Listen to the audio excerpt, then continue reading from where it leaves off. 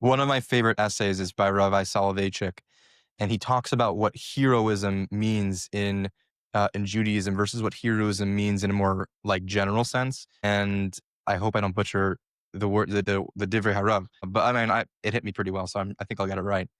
Concept of heroism in a more general sense is the superhero, the guy, the big gvir, the big guy who saves the day. He destroys his enemies. He saves, he gets the girl, or he saves the damsel in distress. He saves the city. He saves his family, whatever it is, which aren't inherently bad things, but that's just the idea of like you conquer.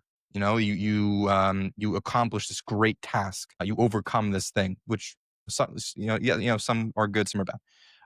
What Rav Soloveitchik writes is like the concept of heroism is very similar to what Rabbi said, is this idea of giving up of yourself is how Judaism sees heroism.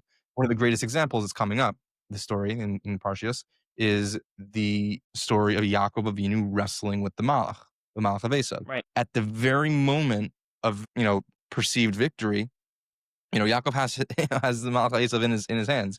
It was about to be a done deal. And he lets him go. And that is the ultimate expression of heroism, according to Rav Soloveitchik, within the light of Judaism. In general, other smaller, aspects of like sacrificing yourself and sacrificing your innate desires is an expression of the fight with, the Malach of Esav. Sorry, of Yaakov Avinu and the Malach of Esav. So but it's just hard.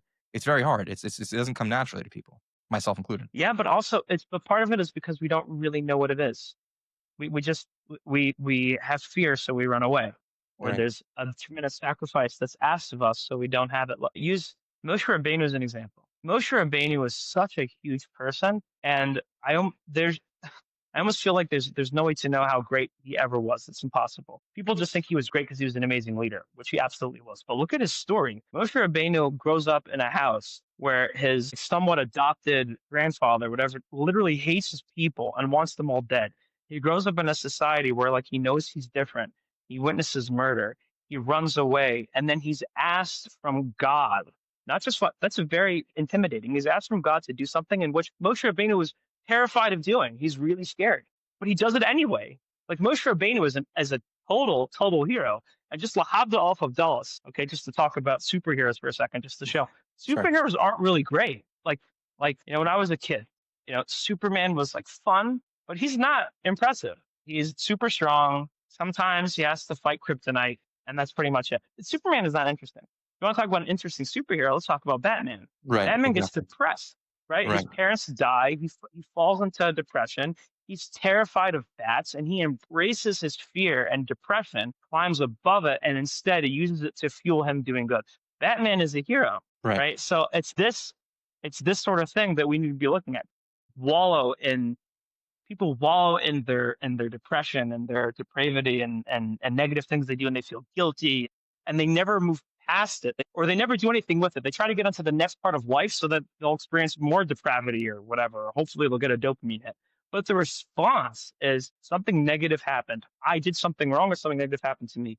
This is an invitation for me to become great, right? God chose that I should get the invitation today. Not everyone gets the invite of their car blowing up. I don't want my car to blow up, but if God makes my car blow up, right? And that is my time to be bigger than I've ever been, because I find this moment challenging. So I'm going to take it.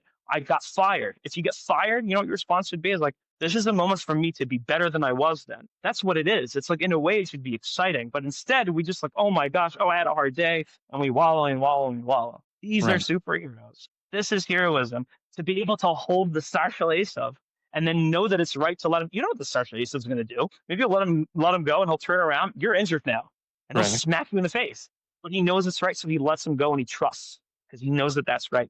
That's the best example, because that literally happened. Yaakov literally was injured.